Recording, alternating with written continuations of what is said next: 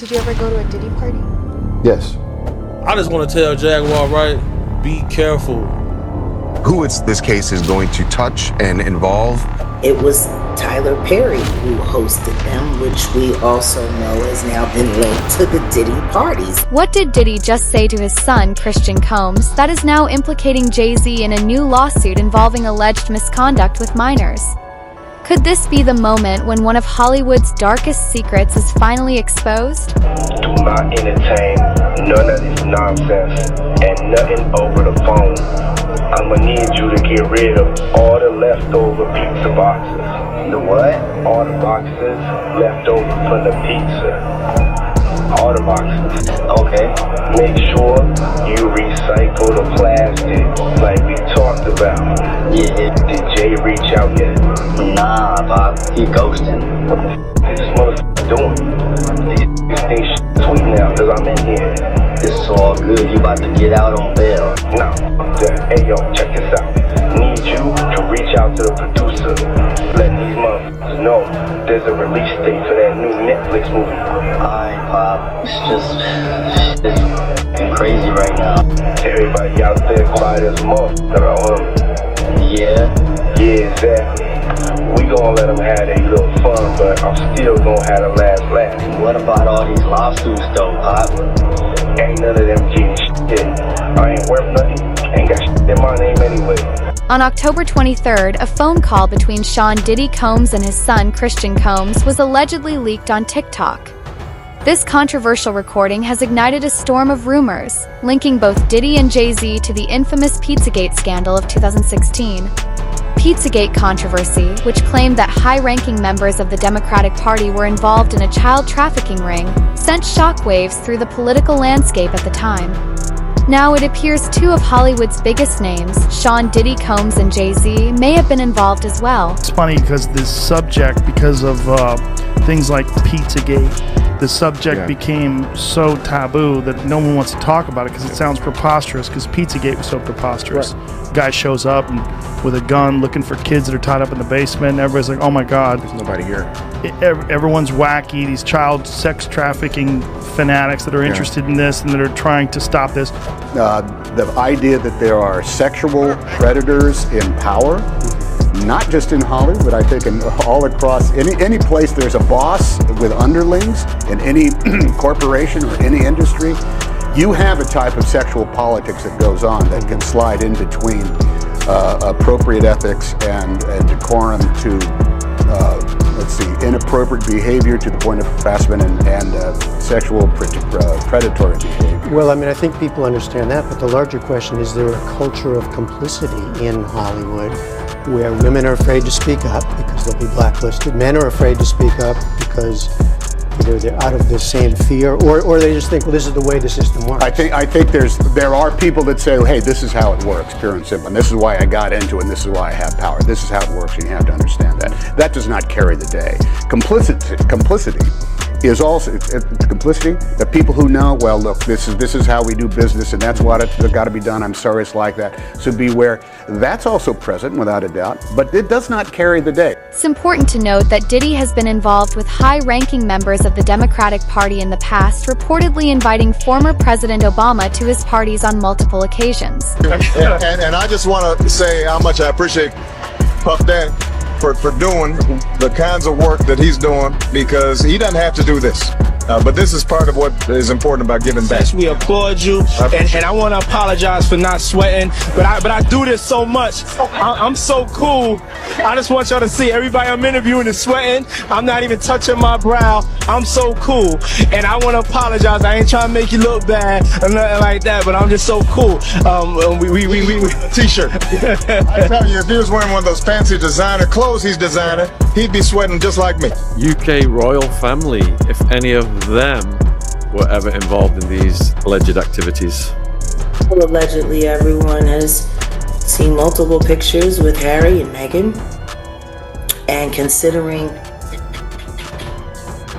their close ties to Oprah and Oprah's close ties to Ellen and Ellen's close ties to the Diddler and all of those parties that they attended, and considering that when they defected, the royal apartments, and they were forced to, step away from their birthright. It was Tyler Perry who hosted them, which we also know has now been linked to the Diddy party. The internet is ablaze with theories about what Diddy meant by recycling plastic and pizza boxes. But despite all the noise, one thing is clear. Diddy was speaking in code during his conversation with his son, and there's a much bigger story lurking beneath the surface. After all, why did the FBI and Homeland Security raid JayZ's house when everything they supposedly needed had already been recovered from Diddy's mansion? How do you feel about the situation that Diddy in? Let's say this. Something else is going on. They didn't raid, they searched with a warrant his premises on the West Coast, right? They searched his premises on the East Coast in Florida, right? On the same property that the premises was located that they searched in Florida, he had a second mansion. They didn't touch that one. Why not? And when they walk out of there, they got a small trash bag and they have a medium-sized cardboard box. What was it they seized that would fit into those items?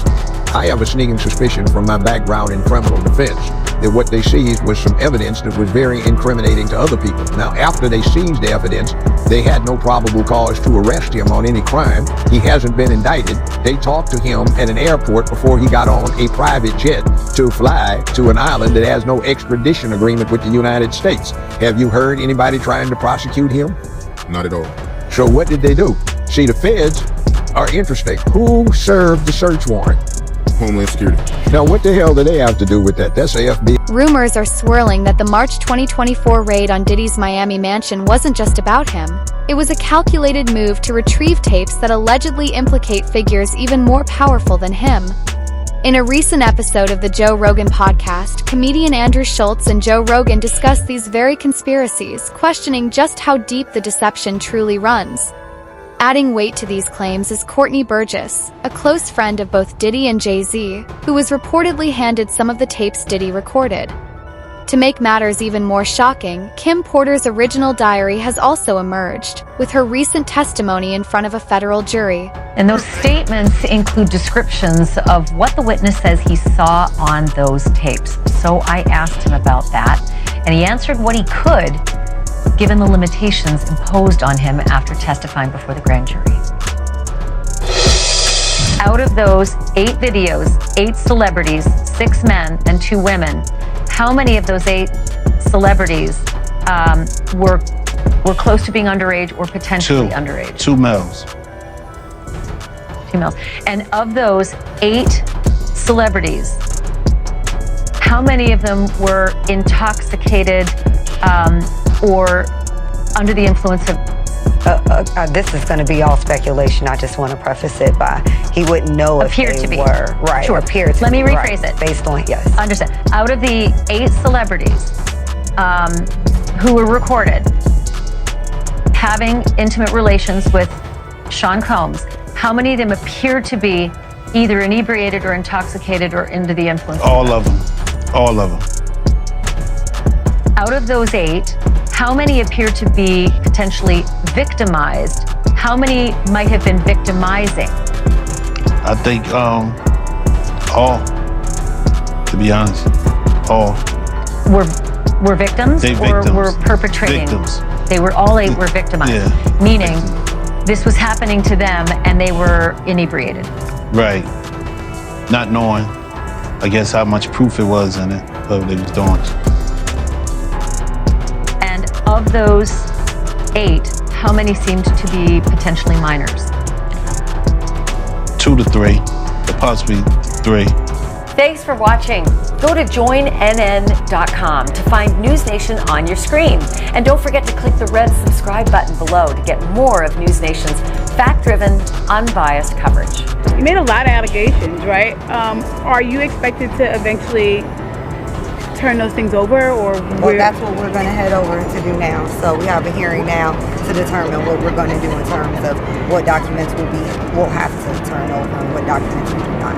So why were you in court today? Just to give testimony to the grand jury. He was subpoenaed by the court, so as we all know, if you don't answer a subpoena, the marshals will come to your house as they came to his house and they will bring you here. So that's why we're here today. I know you can't mention celebrities per se. You did mention some in the interview. So just to clarify, you can back that up with actual factual footage.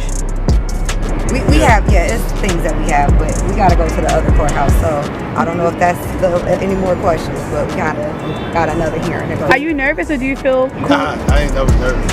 The only thing that scares me is God. But I know you did mention what was on the flash drive before. Would you be able to kind of go over that now, or is that something that you can't discuss? No, we're trying to discuss that now, what we will be able to talk to in terms of what was available and what was on those flash drives. Okay. But it was the book.